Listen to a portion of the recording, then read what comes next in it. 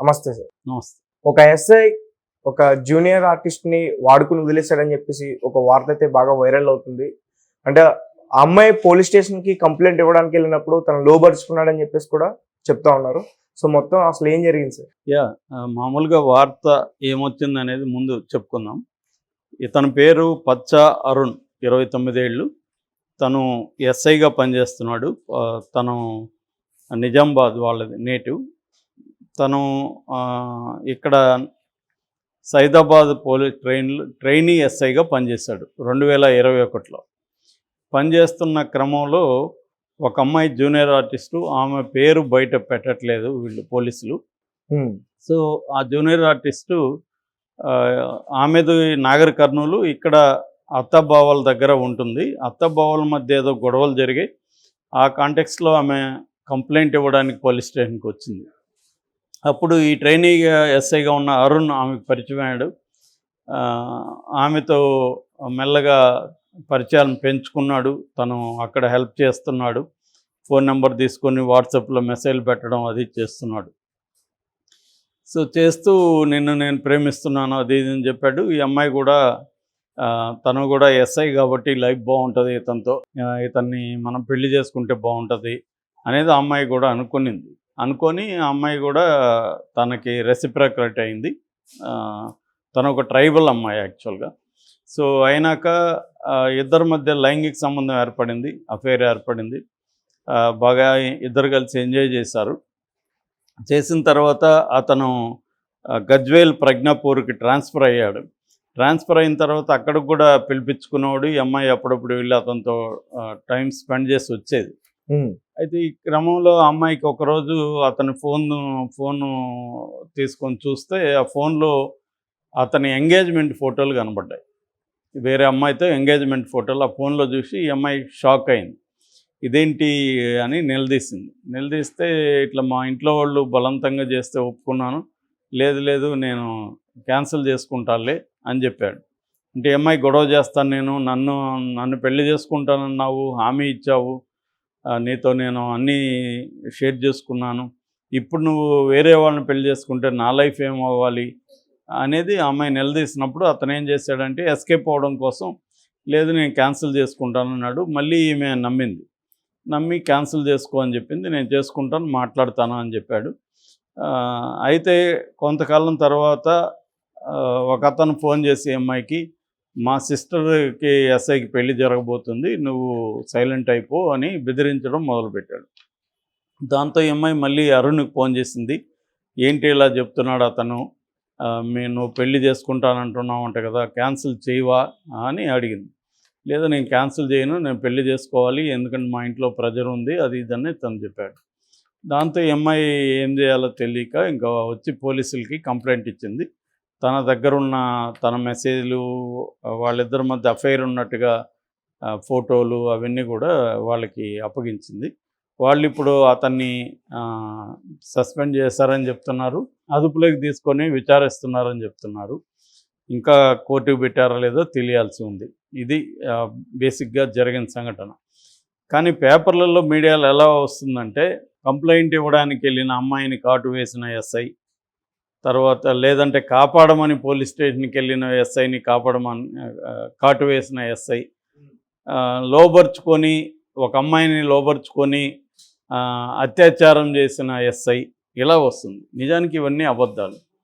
ఆ అబ్బాయి ఈ అమ్మాయి అంటే నచ్చి ఈ అమ్మాయితో అఫైర్ పెట్టుకుందామని అతను అనుకున్నాడు క్లియర్గా.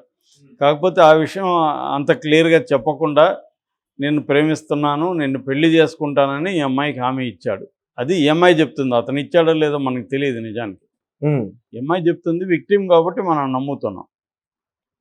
సో హామీ ఇచ్చాడు. దాంతో ఈ అమ్మాయి అఫైర్ పెట్టుకున్నప్పుడు ఈ అమ్మాయికి పెళ్లి చేసుకోకముందే కదా పెట్టుకునింది.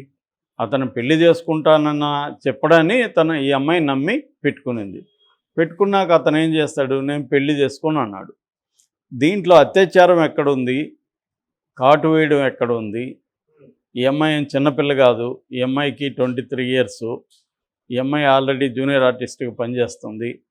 ఈ అమ్మాయికి అతను చేసిన తప్పు కానీ మోసం కానీ ఏదంటే పెళ్లి చేసుకుంటానని చెప్పి పెళ్లి చేసుకోకుండా ఎస్కేప్ అవ్వడం అతను చేసిన తప్పు. ఖచ్చితంగా అది తప్పు. ఎందుకంటే నేను చాలాసార్లు చెప్పాను, అమ్మాయిల అబ్బాయిల రిలేషన్షిప్లో ఇవాళ ప్రాబ్లమ్స్ ఎక్కడొస్తున్నాయంటే కమ్యూనికేషన్లో క్లారిటీ లేకపోవడం, సంబంధంలో క్లారిటీ లేకపోవడం. ఈ అమ్మాయి కూడా అతనితో ఎందుకు అఫేర్ పెట్టుకునింది? ఈ అమ్మాయి అతను ఎస్ఐ కదా, మన లైఫ్ సెటిల్ అవుతుందనే కదా పెట్టుకునింది. సో ఈ అమ్మాయి వైపు నుంచి ఈ అమ్మాయి రీజన్స్ ఉన్నాయి అఫేర్ పెట్టుకోవడానికి, అతని వైపు నుంచి అతని రీజన్స్ ఉన్నాయి. అతను ఏమనుకున్నాడు, ఈ అమ్మాయిని మామూలుగా అబ్బాయిలు చాలామంది ఏం చేస్తారు అమ్మాయిలతో, నువ్వంటే నాకు ఇష్టము, నేను ప్రేమిస్తున్నాను అంటారు. నిజానికి ప్రేమ అనేది ఒక బుల్షిట్. ప్రేమ అనేది ఏం లేదు ఇక్కడ. క్లియర్గా అమ్మాయితో అఫేర్ పెట్టుకోవాలనేది వాళ్ళ ప్లాన్. కానీ ఆ విషయం అలా చెప్తే ఒప్పుకునే అమ్మాయిలు కూడా ఉన్నారు. వాళ్ళు లేదనేది ఏం లేదు. నీతో నేను అఫేర్ పెట్టుకోవాలనుకుంటున్నాను, మన ఇద్దరం ఎంజాయ్ చేద్దామంటే కూడా ఒప్పుకునే అమ్మాయిలు ఉన్నారు. కానీ కొంతమంది అమ్మాయిలు ఏంటంటే అలాగే ఒప్పుకోరు, వాళ్ళకి ప్రేమ కావాలి. సో నీకు ఇది కావాలి కాబట్టి నేను కూడా నీకు ప్రేమ ఇస్తానన్నట్టుగా వీడు ప్రేమ ఇస్తానని చెప్తుంటాడు. ఇతనికి కావాల్సిందేమో సెక్స్, ప్రేమ కాదు. కానీ ఇతను అమ్మాయికి ప్రేమ కావాలంటుంది కాబట్టి ఓకే నేను ప్రేమిస్తున్నానని చెప్తాడు. సో ఇది వాళ్ళకి తెలీదా అమ్మాయిలకి? వాళ్ళకి అన్కాన్షియస్గా తెలుస్తూ ఉంటుంది. కానీ రేపొద్దున ఇతను కమిట్ చేయించేస్తే ఇతను పెళ్లి చేసుకోకుండా ఎక్కడికి పోతాడులే అని ఒక ధోరణి కూడా అమ్మాయిల్లో ఉంటుంది. సో ఇక్కడ మేజర్ ప్రాబ్లం ఏంటంటే ఇలాంటివి ఇప్పుడే కాదు గతంలో కూడా ఉన్నాయి, ఇవాళ నిజానికి తగ్గాయి. ఎందుకు తగ్గాయంటే అమ్మాయిల్లో కూడా మార్పు వచ్చింది, అమ్మాయిల్లో కూడా క్లారిటీ వచ్చింది. నిజానికి ఇంతకు ముందులాగా ప్రేమించి పెళ్లి చేసుకుంటానంటే పడిపోవట్లేదు అమ్మాయిలు కూడా, క్లారిటీతోనే ఉన్నారు. కానీ ఇక్కడ ఈ అమ్మాయి ఆ క్లారిటీ లేనట్టుగా మనకు అర్థమవుతుంది ఈ అమ్మాయి వైపు నుంచి చూస్తే. అట్లాగే ఖచ్చితంగా అతను ఇక్కడేమీ అతను అధికారాన్ని ఇంకొక దాన్ని ఉపయోగించుకొని ఏమి అమ్మాయిని లొంగ తీసుకోలేదు. క్లియర్గా ప్రేమిస్తున్నానని చెప్పాడు. ఈ అమ్మాయిని నేను ప్రేమించట్లేదు, నన్ను వదిలేయని ఉంటే అతను ఏమన్నా అరెస్ట్ చేస్తే అతనిది ఆ రకంగా తప్పు ఉంది. ఇక్కడ అతనిది క్లియర్గా తప్పు ఏంటంటే నేను పెళ్లి చేసుకుంటానని హామీ ఇవ్వడం తప్పు. ఇచ్చుంటే మనకు తెలియదు ఎందుకంటే ఇప్పుడు అనేక కేసుల్లో మనం ఒక వెర్షన్లే చెప్పుకోవాల్సి వస్తుంది. ఎందుకంటే మనం వెళ్ళి ఫ్యాక్ట్ ఫైండింగ్ చేయట్లేదు. ఫ్యాక్ట్ ఫైండింగ్ చేసిన కేసుల్లో రెండు వైపుల నుంచి చెప్పుకోవచ్చు వాళ్ళు ఏమంటున్నారని. ఇప్పుడు ఏంటంటే పోలీసులకు మాత్రమే తెలుస్తుంది అతను ఏమంటున్నాడని. కానీ ఈ అమ్మాయి విక్టిమ్ కాబట్టి ఈ అమ్మాయి వైపున మాట్లాడాల్సిన పరిస్థితి ఉంటుంది. ఎప్పుడైనా కూడా జనరల్గా విక్టిమ్స్ సైడ్ నిలబడాలి. కానీ ఒక్కోసారి విక్టిమ్స్ అందరూ కూడా కరెక్టే అని చెప్పలేం మనం. ఇక్కడ మాత్రం మనకు తెలిసింది అయితే ఇంతవరకే, అతను ఈ అమ్మాయిని ప్రేమిస్తున్నాను పెళ్లి చేసుకుంటానని చెప్పి మోసం చేశాడు. అంతేగాని అత్యాచారం చేయలేదు, రేప్ చేయలేదు. ఈ అమ్మాయిని ఏదో మాయ మాటలు చెప్పి లోపరుచుకోలేదు. ఈ అమ్మాయికి మాయ మాటలు చెప్తే ఎందుకు లోపడింది? క్లియర్గా ఈ అమ్మాయి కూడా ఏమని చెప్తుంది పోలీసులతో, అతను ఎస్ఐ కాబట్టి నా లైఫ్ సెటిల్ అవుతుందని నేను ఒప్పుకున్నానని చెప్తుంది. సో ఈ అమ్మాయి కూడా జాగ్రత్తగా ఉండాలి. అట్టేటప్పుడు పెళ్లి కాకుండా నేను నీతో లైంగికంగా అఫైర్ పెట్టుకోను అనేది అమ్మాయి చెప్పుకుంటుంటే అప్పుడే తెలిసిపోయేది కదా అతను పెళ్లి చేసుకుంటాడు లేదు, ఈ గొడవ లేదు కదా. ఈ అమ్మాయి ఎందుకు చెప్పలేదు? ఈ అమ్మాయి ఎందుకు పెళ్ళి కాకముందే అతనితో అఫైర్ ఎందుకు పెట్టుకుంది? సో ఇవాళ ఏంటంటే అమ్మాయిలు కానీ అబ్బాయిలు కానీ పెళ్ళి అనే దానికి సంబంధం లేకుండా లైంగిక సంబంధాలు అనేవి పెట్టుకుంటున్నప్పుడు ఆ సంబంధాల్లో క్లారిటీ లేకపోవడం వల్ల వచ్చే సమస్యలు ఇవన్నీ.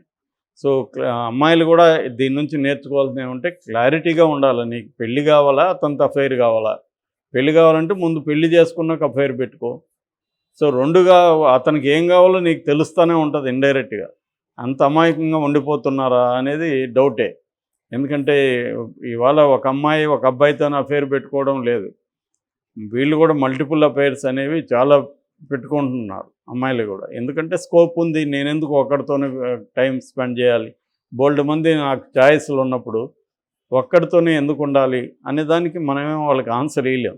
ఎందుకంటే life is to be enjoyed, happiness a important జీవితంలో అనేది మనకు అనేక మాధ్యమాల ద్వారా కల్పిస్తున్నారు. సో అందువల్ల నేను హ్యాపీగా ఉండాలంటే నాకు నలుగురు అబ్బాయిలతో నేను తిరిగితే నాకు హ్యాపీనెస్ వస్తుంది అని అమ్మాయిలు అనుకుంటున్నారు. కాకపోతే అంత సింపుల్గా ఉండట్లేదు. దీనివల్ల వచ్చే సైడ్ ఎఫెక్ట్స్ కూడా రెడీగా ఉండాలి. సో చూడాలి ఏం జరుగుతుంది.